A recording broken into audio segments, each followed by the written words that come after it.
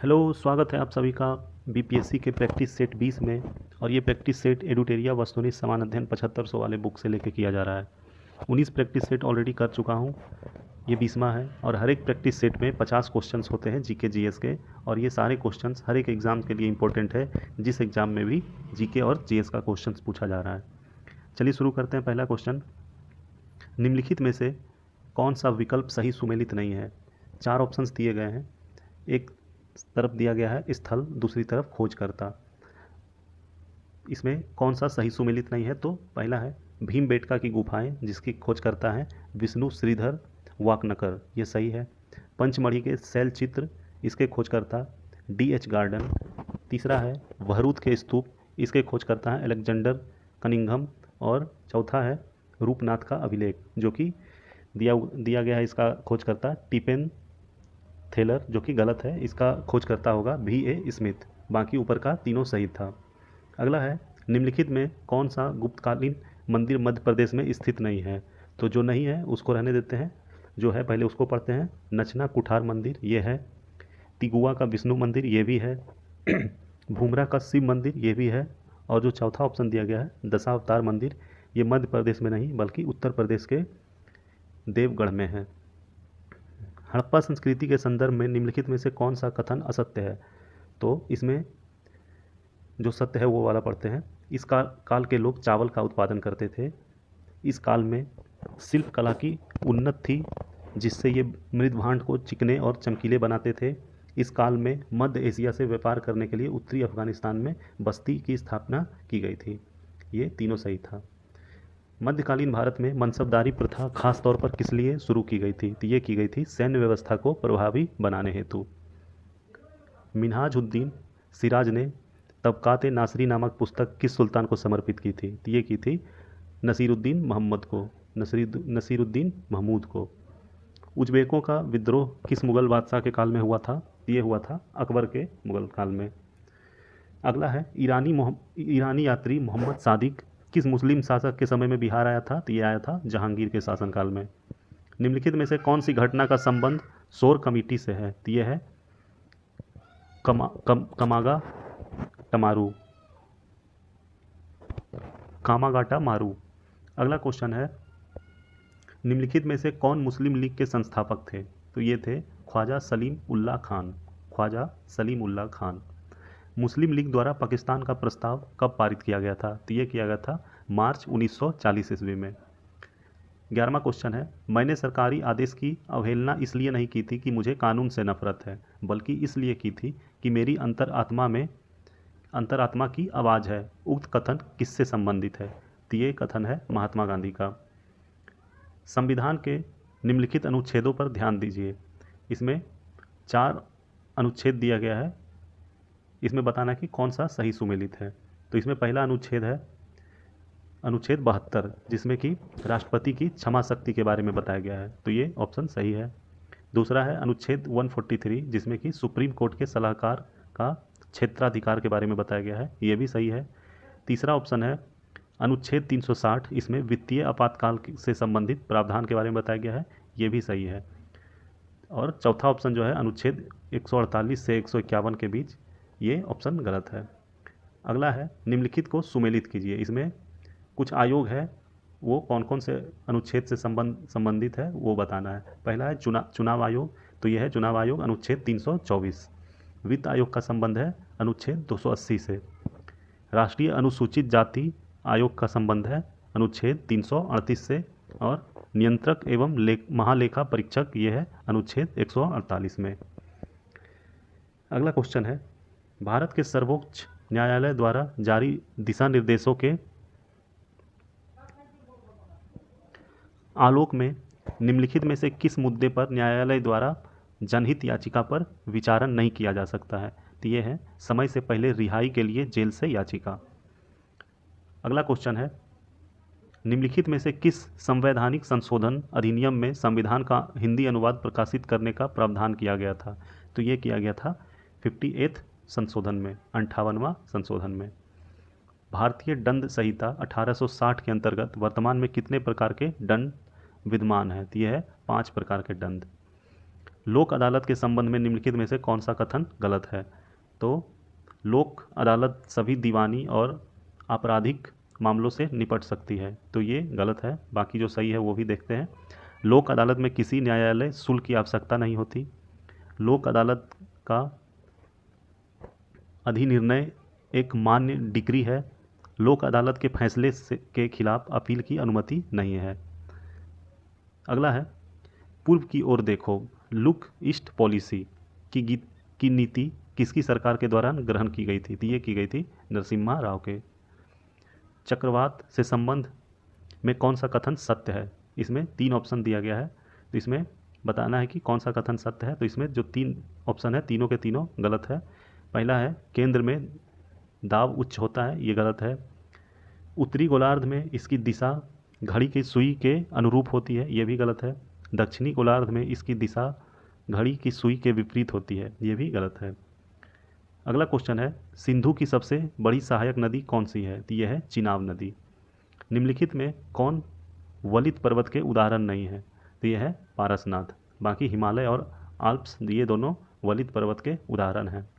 अगला क्वेश्चन में सूची 1 से सूची 2 में मिलान करना है। एक तरफ दिया गया है कुछ अयस्क के खान और दूसरी तरफ किस जगह पे है वो, तो ये बताना है। पहला है लौह अयस्क की खान।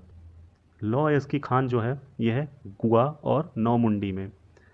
दूसरा तांबे की खान, ये है वन में बालाघाट में। तीसरा है बॉक्साइट की खान, ये है अमरकंटक के पठार में। और चौथा जो है अब्रक की खान, ये है नेल्लोर में। अगला क्वेश्चन,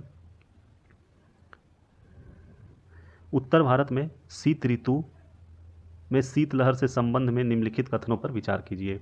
3 कथन दिया गया है जो कि शीत ऋतु में शीतलहर के संबंध में, तो बताना कि कौन कौन सा कथन सही है। तो पहला कथन है समुद्री प्रभाव का अभाव, तो ये सही है बिल्कुल। उत्तरी भारत हिमालय क्षेत्र के नज़दीक है, ये भी सही है। तीसरा है वायु राशि ध्रुवीय क्षेत्रों से उत्तरी भारत में आती है, तो ये ऑप्शन गलत है।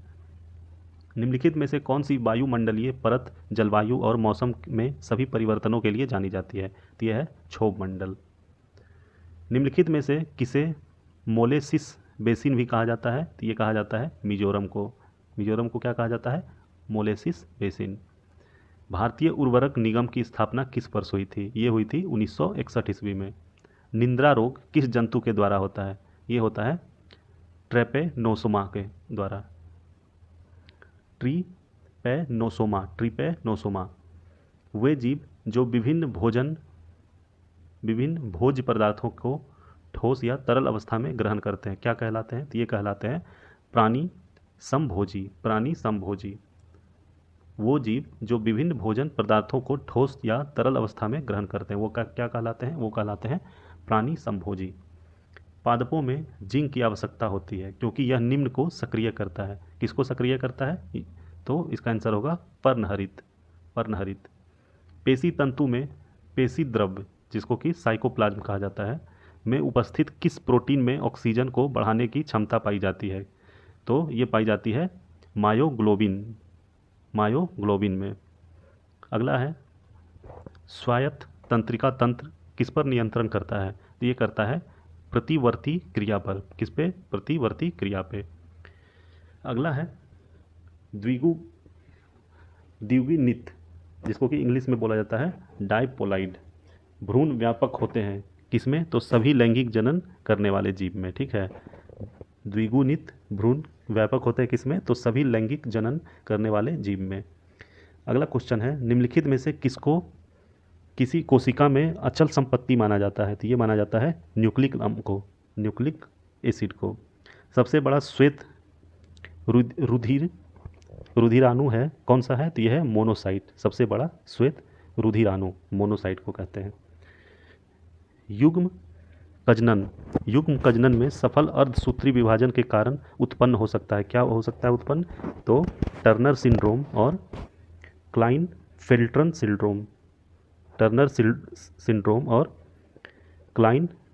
सिंड्रोम। अगला क्वेश्चन है निम्नलिखित में से किस प्रक्रिया में CO2 मुक्त नहीं होती है? तो यह होता ही है लैक्टेट किण्वन में। किसमें? लैक्टेट किण्वन में। किसी अभिक्रिया में भाग लेने वाले पदार्थ को क्या कहते हैं? तो इसको कहते हैं अभिकारक। क्या कहते हैं? अभिकारक। सूखा सही शून्यता में संबंधित हार्मोन है, क्या है? तो ये है एब्सिसिक एसिड। सोप स्टोन जिसको कि टॉल्क मुख कहते हैं, मुख्यतः क्या होता है? तो ये होता है मैग्नीशियम सिलिकेट। जंपिंग जिन सिद्धांत का प्रतिपादन किसके द्वारा किया गया? तो ये किया गया है बारबरा मैक्लीटॉक के द्वारा। बारबरा मैक्लीटॉक। सार्वत्रिक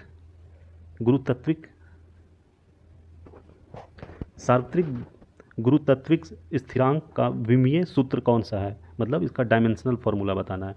तो ये है m-1 L3T-2। पायरेक्स कांच के अधिक सामर्थ्य के लिए निम्न में से क्या मिलाया जाता है? तो इसमें बोरेक्स मिलाया जाता है पायरेक्स कांच को स्ट्रॉन्ग करने के लिए। अगला है निम्नलिखित में से कौन सा DRDO द्वारा विकसित एक मल्टी बैरल रॉकेट सिस्टम है? तो ये है पिनाका। भारत में अंतर्राष्ट्रीय सुनामी चेतावनी प्रणाली को कब अपनाया गया? तो ये अपनाया गया था 2006 ईस्वी में। पुरानी जलोढ़ मृदा का विस्तार निम्न में से कहाँ है? तो ये है हरियाणा और पंजाब में पुरानी जलोढ़ मिट्टी।